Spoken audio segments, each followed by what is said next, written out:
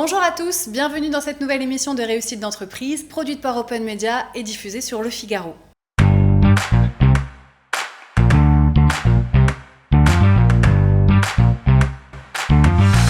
La musique est utilisée depuis l'Antiquité pour ses pouvoirs curatifs, que ce soit sous forme catharsique ou sédative. C'est même devenu une forme de thérapie à part entière, la musicothérapie. Alors comment se soigner par la musique ? Eh bien c'est ce qu'on voit tout de suite avec Anne Boly, fondatrice et directrice d'Envol en Voix. Bonjour Anne. Bonjour Agnès. Alors Anne, vous avez créé Envol en Voix en 2005, autant dire que vous avez pas mal de recul sur les techniques que vous utilisez. D'ailleurs, vos prestations sont reconnues par certaines assurances maladies complémentaires en Suisse. Est-ce que vous pouvez nous présenter Envol en Voix rapidement, comment vous est venue l'idée de créer le cabinet et puis les techniques que vous utilisez ? Alors Envol en Voix, donc né en 2005, à la suite de mes études de musicothérapie, pour accompagner des personnes qui souffrent principalement de stress, d'acouphènes, d'hyperacousie, de burn-out, de dépression, principalement des personnes adultes, mais aussi quelquefois des enfants ou des adolescents, ou des personnes qui, comme le dit le nom, qui n'ont pas confiance en leur voix ou qui aimeraient changer quelque chose au niveau de leur communication orale. Pour qu'ils puissent s'envoler. Voilà. Alors, la musique ne guérit pas, mais elle est utilisée par contre dans un cadre thérapeutique. Elle permet d'accompagner la personne vers une position de sujet pour vraiment devenir acteur de son soin. Est-ce qu'on peut dire que la musique peut tout guérir, tout traiter ? Alors, j'aimerais revenir sur votre première partie de phrase, c'est-à-dire devenir acteur de son soin. Oui, dans la mesure où le son, la musique va atteindre énormément de zones du cerveau et rendre plus conscient de son fonctionnement, plus conscient aussi de ses ressources. Et donc, je vais proposer, dans la relation thérapeutique, d'agir par les sons, que ce soit à jouer ensemble des instruments, pas besoin de savoir jouer de la musique, ou écouter de la musique, dans la mesure où elle représente ce que ressent la personne et lui permet d'être plus en accord avec soi-même. De se connecter finalement oui, à l'intérieur. De se reconnecter à des émotions beaucoup plus facilement que seulement les mots, ou à son ressenti corporel aussi.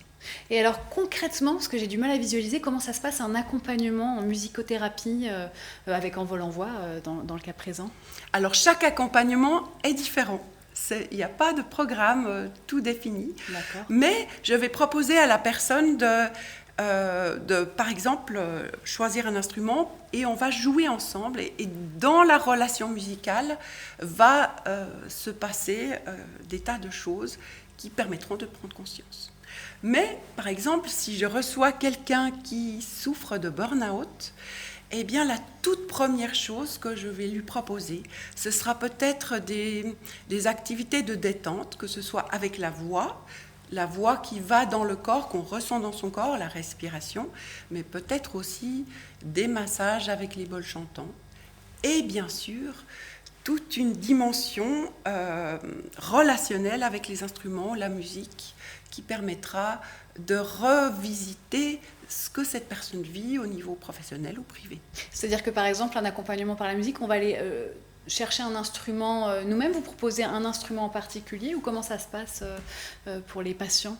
Alors tout dépend, si la personne est très anxieuse, par exemple, je vais lui proposer l'instrument, je ne vais pas lui demander de choisir parce que ce sera une anxiété en plus, mais à ce moment-là, on va prendre par exemple 2 tambours et puis jouer ensemble et voir comment on peut prendre le lead par exemple, ou comment on peut écouter, comment on peut entrer en relation de façon à être entendu. C'est vraiment la connexion par l'instrument. Oui. Alors vous êtes également coach vocal, vous proposez d'ailleurs le chant prénatal. La voix, c'est l'intime finalement, on trouve une sorte de connexion corporelle grâce au chant. Oui, la voix c'est toujours l'intime. On dit par la voix comment on se sent à l'intérieur et on est reçu dans ce sens-là. Donc si par exemple notre voix ne va pas dans nos graves, les autres personnes ne vont pas nous ressentir comme figure d'autorité. Et donc, poser sa voix, c'est essentiel si on est dans une situation de management et pour se faire entendre.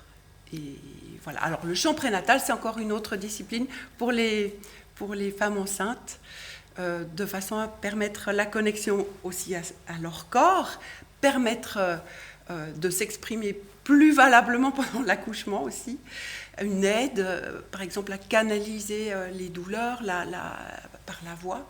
et puis la connexion avec le bébé. Bien sûr, avec le fœtus. Déjà avant la naissance. Ça, c'est formidable quand même, oui. le pouvoir de la voix comme Oui. ça dès l'intérieur. Ah oui. Alors, la musicothérapie existe depuis la nuit des temps, mais elle est toujours à la pointe du progrès quand même, du progrès médical aussi. Où en sommes-nous justement à ce niveau-là? Et puis vous, avec Envol en Voix, comment envisagez-vous la suite de l'aventure? Alors, la musicothérapie au niveau médical, elle est sujette de beaucoup de recherches scientifiques qui attestent vraiment le bien fondé de cette thérapie. Elle arrive petit à petit dans les hôpitaux, dans tous les secteurs, que ce soit dans les soins palliatifs, l'oncologie, la psychiatrie, la pédiatrie, enfin tous les services. Mais à mon goût, pas suffisamment. On n'a pas encore suffisamment compris à quel point la musicothérapie peut apporter de bienfaits. Envol en Voix, eh bien, je pense que va continuer sur sa lancée, donc à proposer des accompagnements en cas aussi d'acouphènes, d'hyperacousie, des ateliers vocaux, de chant du monde à vivre ensemble. Et parfois, je participe à un colloque scientifique comme musique et santé mentale en février, et des propositions pour bouger sa voix. Parce que bouger sa voix, c'est déjà bouger son énergie, déjà bouger son humeur. Et d'ailleurs, vous proposez aussi des vidéos qui permettent aux gens de découvrir un petit peu comment se servir de sa voix. Oui, oui.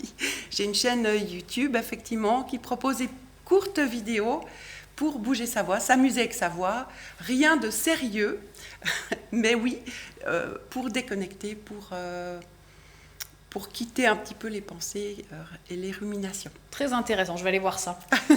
Merci beaucoup Anne pour cet échange. Merci Agnès. Quant à nous, on se retrouve bientôt à la rencontre d'un nouveau succès avec Réussite d'entreprise.